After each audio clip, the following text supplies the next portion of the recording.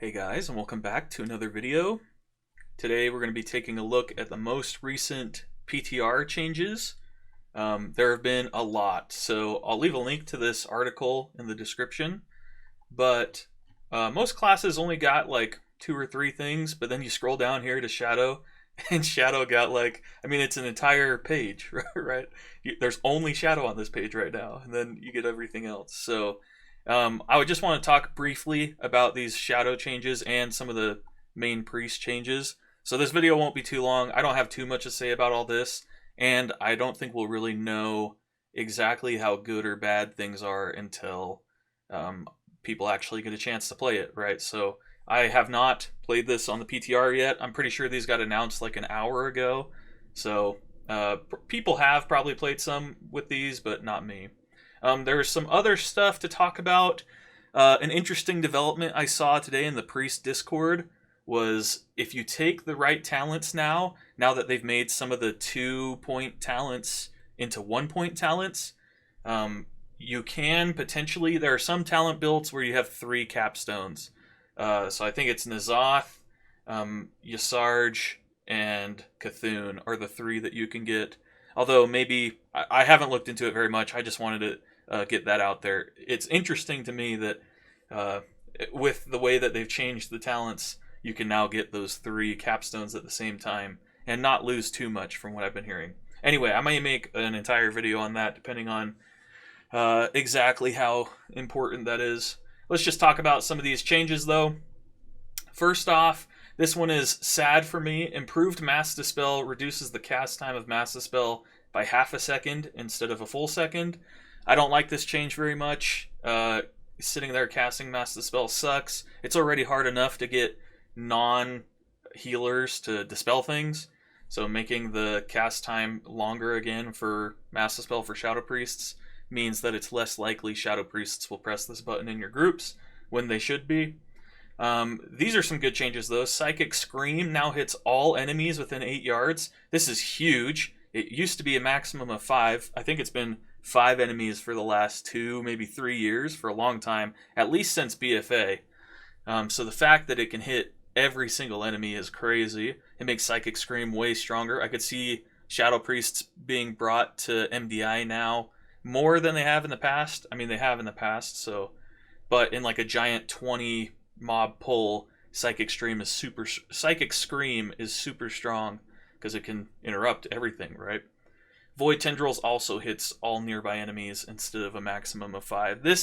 We never use this really in PvE, so maybe this is a PvP thing, and maybe it's targeted more for Disc and Holy, but the Psychic Scream change, that's something that I'm happy to see because I use Psychic Scream all the time. Okay, now let's talk about the Shadow-specific changes. I read through these briefly. I didn't look like super deep or think about them because I wanted to save all that for this video, but from my initial thoughts, it kind of looks like they're nerfing our damage a decent amount. They think we're still too strong on the PTR, and then they're also even further reducing our insanity generation, which I'm not very happy about, but I don't think it's the worst thing. First off, Shadow Word Death, damage reduced by 38%. This is a weird number. I wonder where they got this. They're like, 40% is too much of a nerf, but 36% is too little. It must be 38. I have no idea. I'm sure there's somebody thought about this. It wasn't just like, well, let's just say 38. Why not? Shadow Word Death deals 250% increased damage below 20% health. It used to be 150. So I imagine this applies. This is a spot where a bug could pop up super easy, but I imagine this applies to the Death Speaker talent as well. If you take Death Speaker, then the procs that you get from Death Speaker currently deal 150% extra damage. So hopefully they changed it so that those also deal 250%. This is a really big increase. 250% is a lot. It already hit like a truck, so this is going to be pretty crazy. Mastermind increases the critical strike chance of the affected spells by 4% and 8%. They just doubled that. Maddening Touch increases Vampiric Touch's damage by 15 and 30%. They increased, so that's a small buff, right? They increased the 10% by 5 and the 20 by 10. Whispering Shadows no longer causes Shadow Crash to generate additional insanity. I don't like this. I wish that Shadow Crash generated more. I don't like basically any change that reduces our insanity generation. That's like a pretty blanket statement. That's not always true, but pretty much in general, if our insanity generation goes down, I don't like it. Mind Spike damage reduced by 6%. It's too strong, I guess. Mind Spike insanity damage reduced by 11%. Still too strong. I don't think I'm saying that they think they're too strong. I'm not trying to say that I think these are too strong. Mind Spike insanity generates 6 insanity instead of 8. Boo.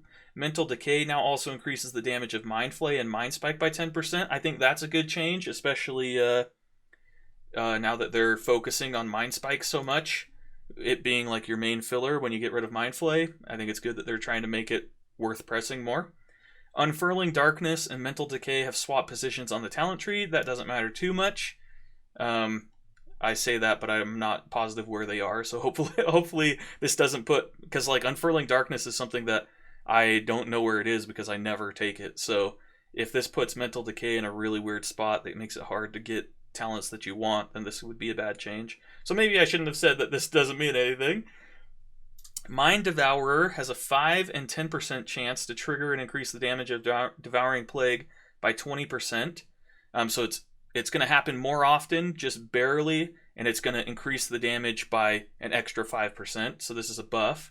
Mind Flay damage from Idol of Cthulhu reduced by 25%. This feels kind of bad. Idol of Cthulhu Mind Flays do a decent amount of damage. So this feels kind of bad, but not too bad. They're not huge. Inescapable Torment damage reduced by 40%. This is really big. Inescapable Torment, especially when the 4-piece comes around from the tier set, if it stays the way it is now, you'll get an extra Mindbender. For anyone who doesn't know, I have a video talking about the tier set, so if you want to go check that out, basically the 4-piece will give you, every time you spend 400 Insanity, you'll get a 5-second long Mindbender that pops up out of nowhere, right? So it was getting Inescapable Torment damage, and that's being reduced by almost half, so that's pretty big. Inescapable Torment increases the duration of Mindbender by 7 seconds instead of 1, so that's a nerf. Void Bolt generates 10 Insanity instead of 12, also a nerf. I don't like that either. It's nice to have these flat numbers like 10, but it's not nice that it's less than 12. Like, make this 15 or 20, that'd be good. Except 20 is definitely way too much for this. Same with 15. 10 is probably fine. Void Bolt now updates the maximum duration of Shadow Word Pain and Vampiric Touch so that the remaining durations are more easily understood. Basically, this is just a clarity thing. People are like, wait, my Void Bolt just changed it. How? And this is them just trying to make it more obvious.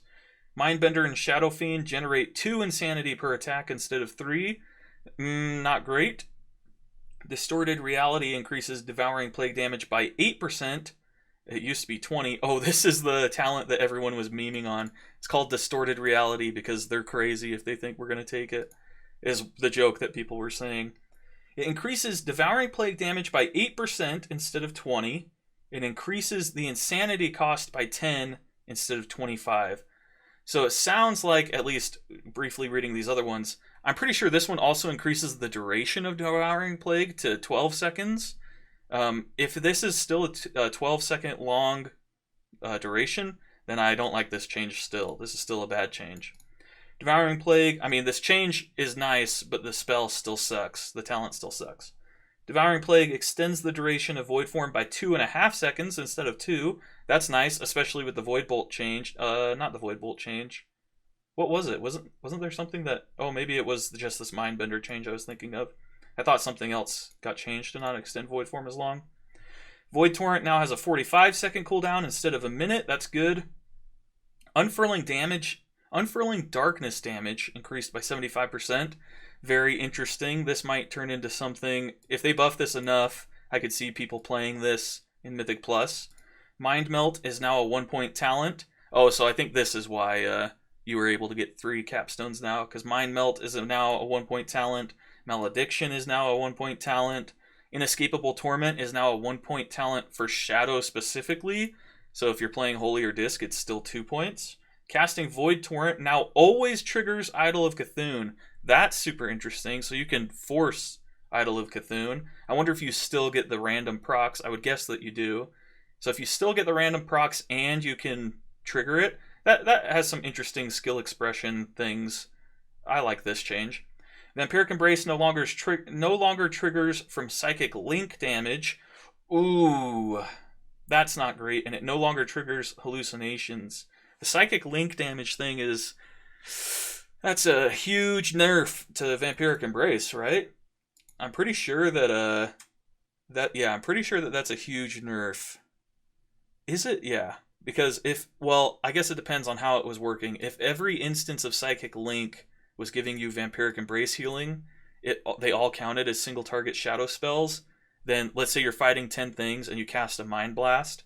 If your Mind Blast counts for one Vampiric Embrace heal because of the Mind Blast hitting your main target, and then 9 more Vampiric Embrace heals for each of the things that it gets echoed to, then yeah, this is a huge nerf.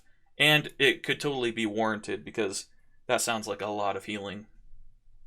But yeah, I wish that they would buff Vampiric Embrace rather than nerf it, because I really like the idea of Shadow Priests pressing their utility buttons to help the raid more.